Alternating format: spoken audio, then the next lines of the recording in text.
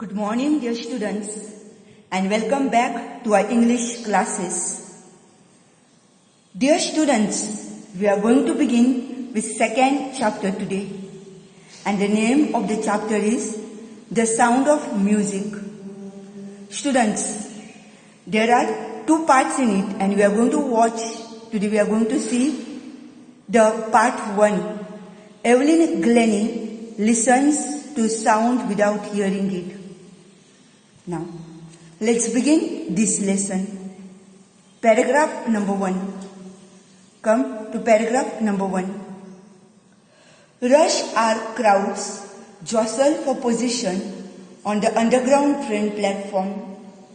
A slight girl, looking younger than her 17 years, was nervous yet excited as she felt the vibrations of the approaching train. It was her first day at the prestigious Royal Academy of Music in London, and daunting enough for any teenager fresh from a Scottish farm. But this aspiring musician faced a bigger challenge than most. She was profoundly deaf. Rush hour crowds. Student, what is the meaning of rush hour crowds? Early in the morning, the crowd, we say sometimes the peak hours of the morning. So, rush hour crowds. There were so many people jostle for position on the underground train platform. What is the meaning of jostle?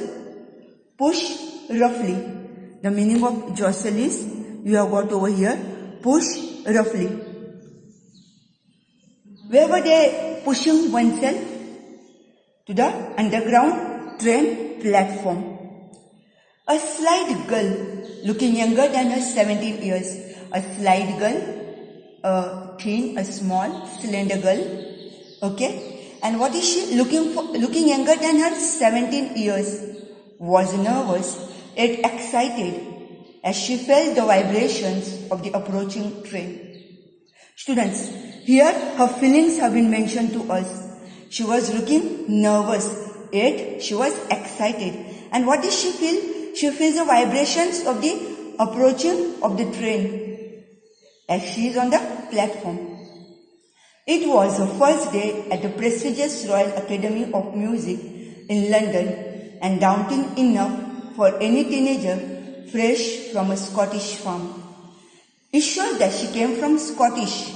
And students, where is she going? She is going to the prestigious Royal Academy of Music. And where is it? It is in London. Daunting enough for any teenager.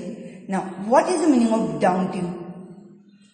I want you students, last time also I had told you, whenever I give the meaning, I want you to underline that. So here you will be underlining the word daunting. What is the meaning of daunting? You have got here.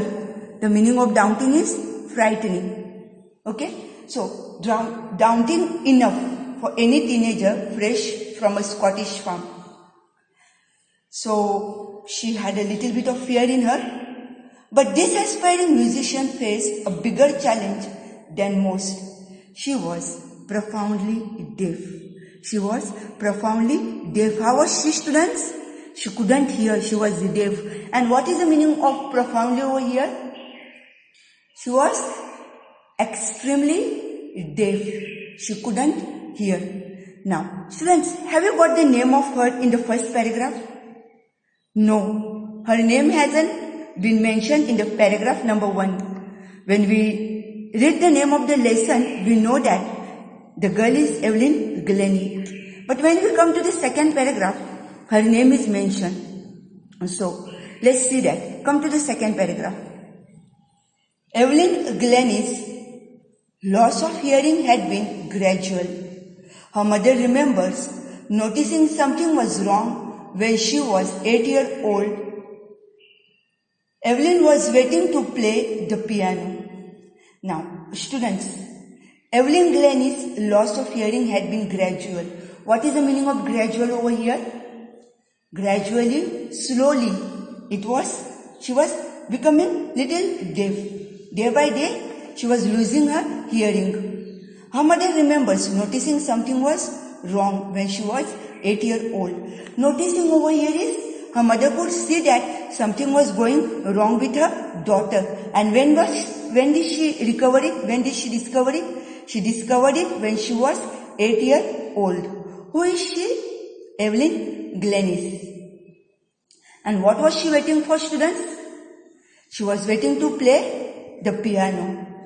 They called her name and she didn't move. I suddenly realized she hadn't heard, says Isabel Glennie. Now, they called her name and she didn't move. Who are they? Maybe her parents, her teachers. Okay, they called her name. What was the name, students? Evelyn Glennie. And she didn't move. Why she didn't move? Because she didn't hear her name being called. And who calls her? Her mother. Her mother calls her. What is the name of her mother, students? What is the name of her mother? Isabel Glennie. So Evelyn is the daughter of Isabel Glennie. For quite a while, Evelyn managed to conceal her growing deafness from friends and teachers. But by the time she was 11, her marks had deteriorated and her headmistress urged her parents to take her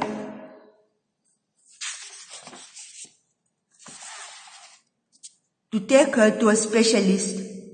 It was then discovered that her hearing was severely impaired as a result of gradual nerve damage.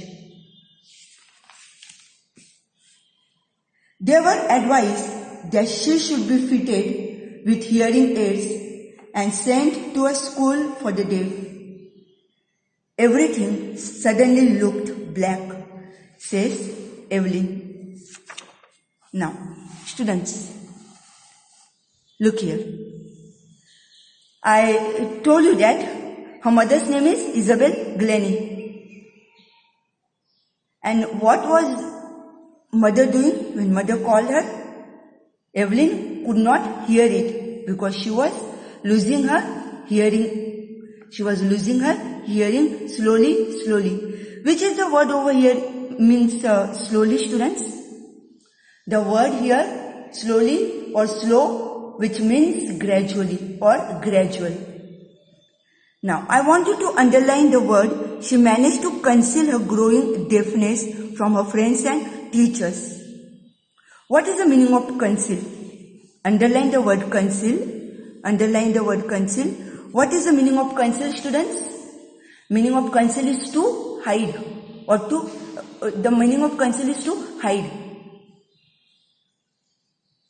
So, what was she hiding?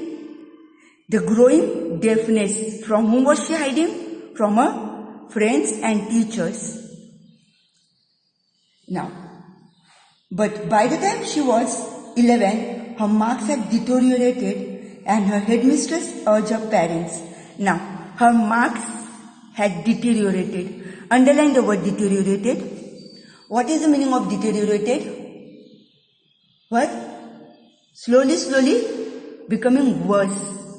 Her marks were going down. Earlier she was doing good in her studies, but now her marks were coming down. She was getting less marks. So, who urges? Her headmistress. Urges to whom? Tells whom? She tells the parents. What does she tell the parents? To take Evelyn to a specialist. Why students to a specialist?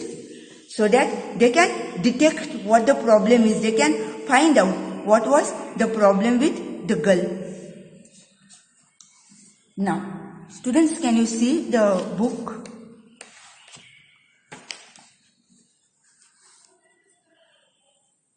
It was then discovered that her hearing was severely impaired as a result of gradual nerve damage. Now, students, what had happened to her? What had happened to her? Her nerve was damaged, and therefore her hearing was damaged. Her hearing was becoming worse. She was becoming deaf. Students, I want you to underline two words over here. One word over here is impaired. One word over here is impaired. What is the meaning of impaired? Weakened. W-E-A-K-E-N, weakened. So her hearing was weakened. And why was it weakened, students? Because her nerve, she had a damage of the nerve. Her nerve was slowly damaging. They were advised that she should be fitted with hearing aids and sent to a school for the deaf. Everything suddenly looked black, says Evelyn. Students, what had happened? The doctor, what was the advice given by the doctor? The advice given by the doctor was that she should be sent to a school for the deaf. She should be sent to the school for a deaf. Now, students, while teaching you, I had been asking you the questions. Today we are going to stop over here. I will be also giving you the questions and the meanings on the board, which you have to write in your notebook. I was very happy when you were coming to primary to take your result and leaving certificate. When I met you, you were saying that, sister, we have already made a book. We are writing the question answers. We have already completed our chapter 1 and the poem. Very good, students. I congratulate you. Continue writing your homework. Today also I am going to give you 6 to 7 questions as well as the meanings. You will be writing the meanings in your notebook. You will be answering the question answers. Please write today's date, because we had last whole week we did not have English lessons, and today onwards we are starting our English lessons. So therefore, students, I want you to write the date.